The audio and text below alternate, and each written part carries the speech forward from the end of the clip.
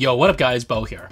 If you're a content creator, especially working with 4K videos, then you know the speed of your hard drive is probably one of the most important things on your list. Sure, it's not as sexy or glamorous as say CPU or GPU, but believe it or not, it's actually an upgrade that will bring the biggest impact in terms of performance from opening up apps to working on photo and video files. Solid state drives will make a big impact on the speed, but when you install them in a RAID, that's when you see bigger benefits.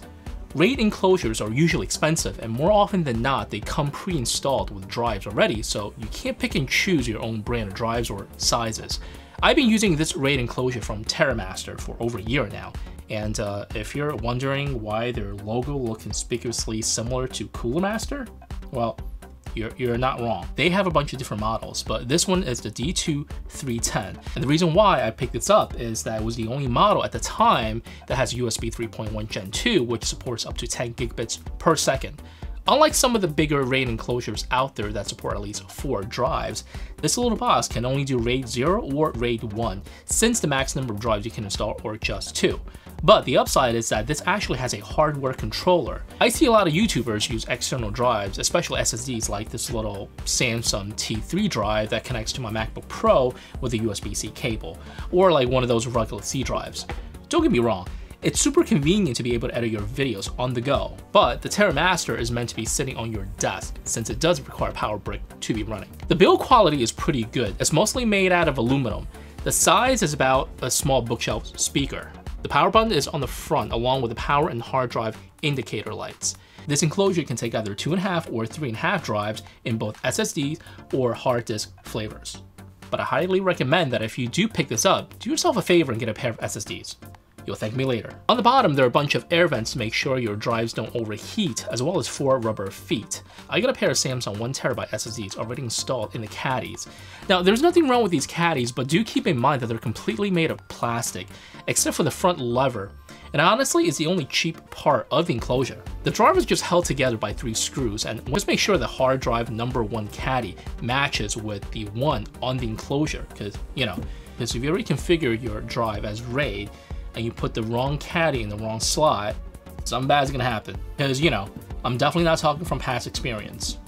Yeah, no.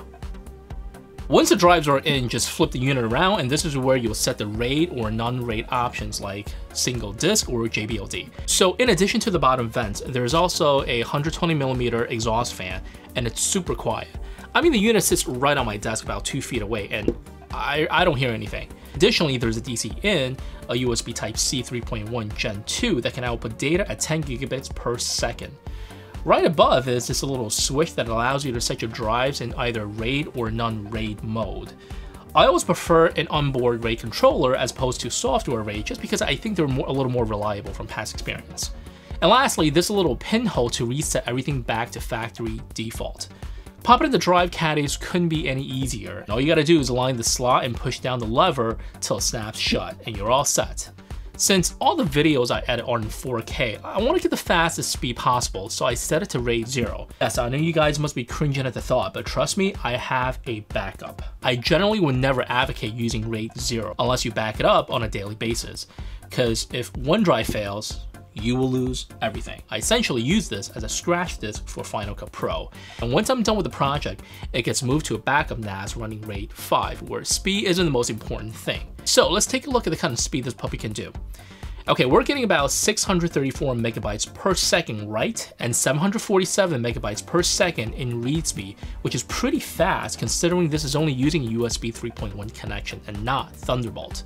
This is fast enough for things like 4K video editing, raw photo files, multi-layer Photoshop files, and pretty much everything that you can throw at it. I don't do a whole lot of special effects in my videos, but recording 4K ProRes does create huge files, and while a powerful CPU and GPU helps in the rendering and encoding process, your bottleneck will most likely be your hard drive, and your system is only as fast as the slowest component. We know that cheap doesn't always mean quality, but in this case, this is one of the cheapest external storage solutions with an onboard RAID controller, and for the past year, it has given me 0 issues. So if you're on a budget and you want to give your system a boost in speed, you can't go wrong with the TerraMaster. Eventually, I like to upgrade to a Thunderbolt 3 RAID storage that has at least 6 drive bays to utilize RAID 5 for both performance and redundancy. But of course, we're talking about thousands of dollars.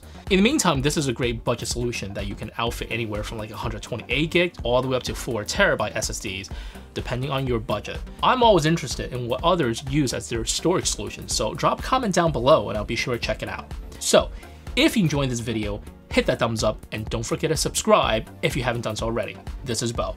Hey, thanks for watching and I'll catch you in the next one.